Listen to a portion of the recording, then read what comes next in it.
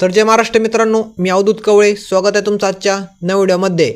मागील त्याला सोलर पंपासाठी मित्रांनो तुम्ही अर्ज केलेला आहे, परंतु तुम्हाला सोलर कंपनी निवडताना प्रॉब्लेम येत आहे, एरर येत आहे. ते एरर तुम्हाला नेमकी कसा सॉल्व्ह करायचा आजच्या व्हिडिओमध्ये 2 मिनिटांमध्ये तुम्हाला ते एरर सॉल्व्ह करून सांगतो. नेमकी त्याचा विषय काय आहे. त्याआधी जर तुम्ही आपल्या चॅनलवरती नवीन आला असेल, चॅनलला सबस्क्राईब करा आणि व्हिडिओ लाईक करा. त्यासाठी तुम्हाला काय करायचं आहे, ही वेबसाईट ओपन करायची आहे मागे त्याला सोलर पंपाची. त्याची वेबसाईटची लिंक आपल्या डिस्क्रिप्शन बॉक्समध्ये दिलेली आहे, तिथून तुम्ही इथे येऊ शकता.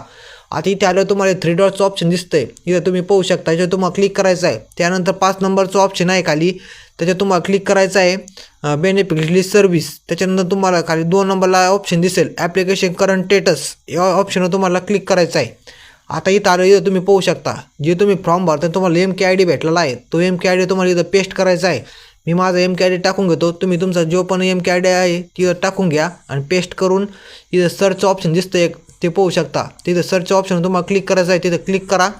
त्यानंतर तुम्ही तुमचं सर्व डिटेलमध्ये फॉर्म ओपन होईल. तुमचं MKID येईल, तुमचा जिल्हा येईल, तुमचा तालुका येईल, तुमचं गाव येईल, तुमचं नाव, तुम्ही किती तारखेला फॉर्म भरला होता ते डेट, परत तुमचा किती HP पंप आहे, हे सर्व माहिती तुम्हाला इथं पाहण्यास मिळेल. आता तुम्हाला सर्व माहिती असेल. आता तुम्ही इथे खाली काय येतात सर्च वेंडर ऑप्शनवर तुम्ही क्लिक करता. इथून काय आपल्याला कंपनी निवडण्याचा पर्याय आहे, इथून आपण कंपनी निवडू शकतो. परंतु आपण याच्यावर क्लिक केल्यावर असा प्रकारचा एरर येतो.